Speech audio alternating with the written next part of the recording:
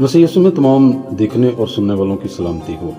अजीज़ बहनों और भाइयों, आज हम सलीब पर कहे गए खुदा यीशु मसीह के 5वें सलीबी कलमा पर गौर करेंगे। ये कलमा मुख्तसर है, लेकिन इसके अंदर गहरी रूहानी हकीकत पोशीदा है। अजीज़, बाइबल हमें बताती है कि जब यीशु सलीब पर थे और अपनी कुर्बानी के आखिरी लम्हात में थे तो उन्होंने कहा, मैं प्यासा हूँ। इसका जिक्र हमें कलाम खुदा मुक़द्दस यूहन्ना रसूल की मार्फत लिखी गई हमारे खुदा यीशु मसीह की इंजील 19 बाब और 28 आयत में मिलता है।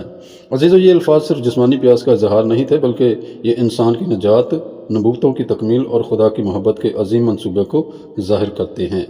याद रखें कि इससे कुछ घंटे पहले खुदा यीशु मसीह ने शागिर्दों के साथ आखिरी फसा खाया, जिसे हम लास्ट सफर कहते हैं। इस मौके पर यीशु ने कहा था, मैं तुमसे कहता हूँ कि अंगूर का ये शीरा फिर कभी ना पीऊँगा, उस दिन तक कि तुम्हारे साथ अपने बाप की बादशाही में नया ना पीऊँ।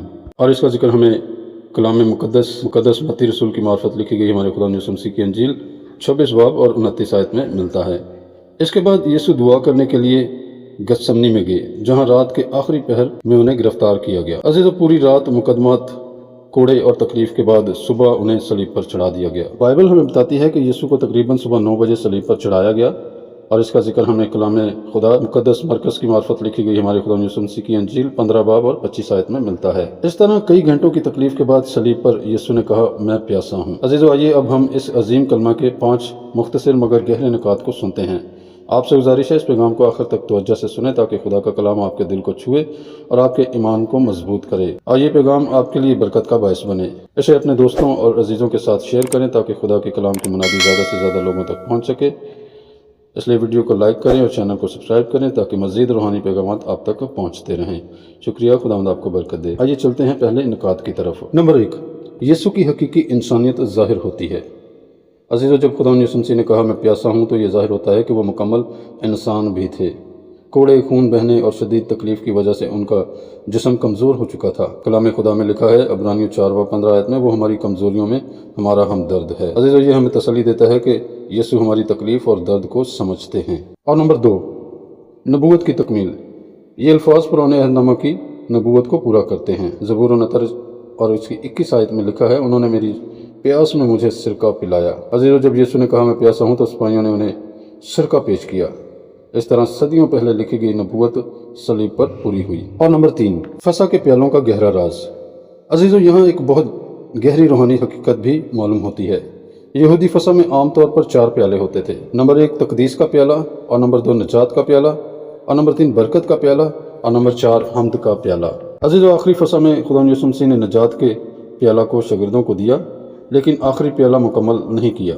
जब सलीब पर सिरका पेश किया गया, तो बहुत से बाइबल उलमा के मुताबिक फसा की रस्म वहाँ मुकम्मल हुई, यानी फसा का बर्रा और फसा की कुर्बानी सलीब पर मुकम्मल हुई। और नंबर 4, यीशु ने हमारी रूहानी प्यास को बुझाया। अजीज़ों, इंसान की सबसे बड़ी प्यास सिर्फ पानी की नहीं, बल्कि रूहानी प्यास है। दुनिया में लोग सुकून, खुशी और इत्मीनान की तलाश में हैं, लेकिन हकीकी तस्कीन नहीं पाते। लेकिन खुदावंद यीशु मसीह ने फरमाया, जो पानी मैं उसे दूंगा वो कभी प्यासा ना होगा। यीशु ने सलीब पर प्यास बर्दाश्त की, ताकि हमारी रूह की प्यास हमेशा के लिए बुझ जाए। और नंबर 5, निजात की कीमती कीमत। अजीज़ों, ये कलमा हमें याद दिलाता है कि हमारी निजात बहुत बड़ी कीमत पर हासिल हुई है।